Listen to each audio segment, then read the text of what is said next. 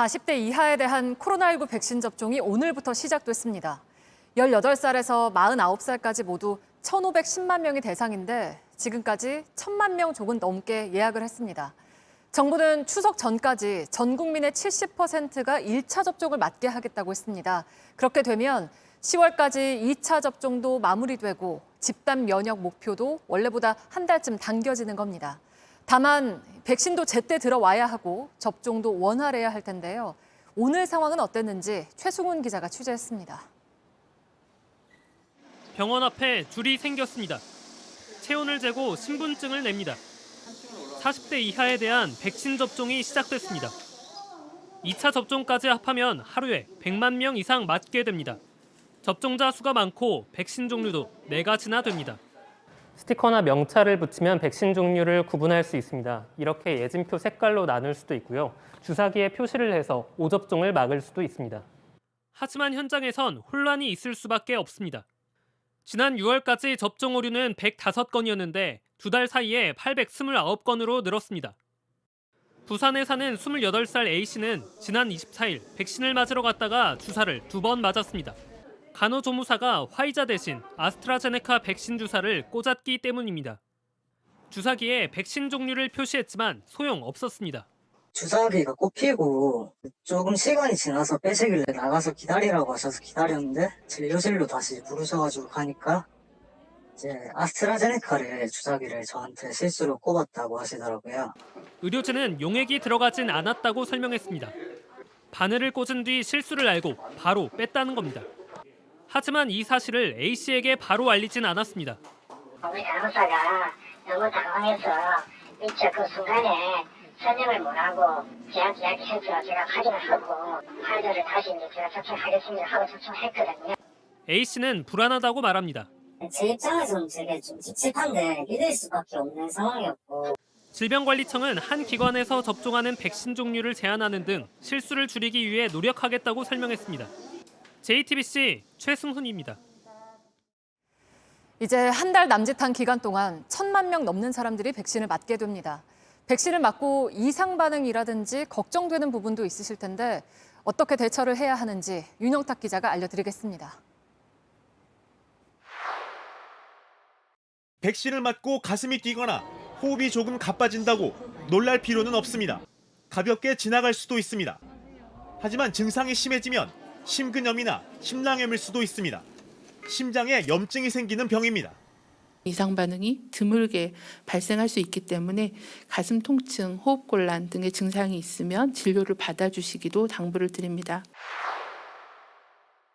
미국에선 백신을 맞은 1억 1,400만 명 가운데 심근염은 490여 명이 나왔습니다. 100만 명당 3.5명으로 매우 드문 거라고 전문가들은 설명합니다. 10만 명을 1년간 추적 관찰하면 보통 10명 정도의 심근염이 발생을 합니다. 훨씬 더 낮은 빈도라고 생각을 하시면 될 것 같고요. 미국은 임신한 여성이 감염되면 중증으로 악화할 가능성이 더 높다며 백신 접종을 적극 권하고 있습니다. 우리나라에선 임신부가 백신 접종 대상이 아닙니다. 논의는 하고 있는데 결론을 아직 못 냈습니다.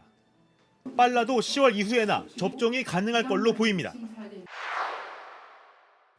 코로나19에 감염됐다가 완쾌하면 몸에 항체가 생깁니다. 그래도 백신은 맞아야 합니다. 시간이 지나면 항체가 약해지는 데다 백신으로 만드는 항체가 더 강합니다. 백신을 통해서 유도되는 면역 반응이 더 강하게 나타날 가능성이 높습니다. 대부분 몇 배 이상의 항체가를 보였다는 보고를 하고. 백신을 맞기로 한 날 열이 나거나 아프면 접종을 미뤄야 합니다. 원래 아픈 건지 백신 부작용인지 구분하기 어렵기 때문입니다. JTBC 윤영탁입니다. 지금으로부터 딱 6개월 전에 우리나라에서 백신 접종이 막 시작됐던 그때 백신을 맞은 사람들을 만나봤습니다. 이분들이 어떤 말을 들려줬는지는 유한울 기자가 전해드리겠습니다.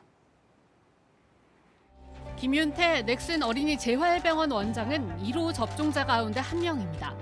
그리고 5월 말 2차 접종까지 모두 맞았습니다. 그래도 방역 수칙은 엄격하게 지킵니다. 아픈 아이들을 매일 만나기 때문입니다. 2인 이상 같이 마스크 벗고 음식을 나누거나 다과하거나 음료 마시는 거 이런 것들도 금하고 있었거든요. 요양보호사인 신정숙 씨도 또 다른 1호 접종자입니다. 어머니 안녕하세요. 네.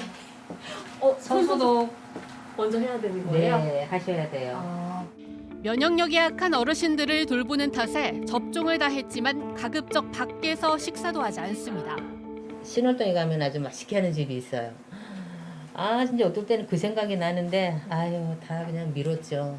우리 그래 그동안에 우리 먹고 싶은 거 딱 적어 놓읍시다. 우리 그때 가서 편하게 행복하게 먹자고. 아무리 조심해도 그새 나타난 델타 변이는 여전히 무섭습니다. 2차까지 맞았는데도 확진자가 나타났다는 거 보면은 불안할 수밖에 없죠. 개인 스스로가 더 조심해야 될 것 같아요. 백신을 못 맞는 사람들도 생각합니다. 백신을 맞을 수 없는 연령이나 계층들 또는 조건을 갖고 있는 사람들이 있기 때문에 사회적 거리두기를 지켜나가는 것은 굉장히 중요하다고 생각합니다. 그래서 기회가 왔을 때 꼭 맞아야 한다고도 했습니다. 불안하고 맞기 싫은 사람들도 어차피 맞아야 되잖아요. 다른 사람한테도 전파될 수 있고. 코로나를 막는 가장 강력한 방법인 백신, 이젠 남을 위해서라도 맞아야 합니다. JTBC 유한울입니다.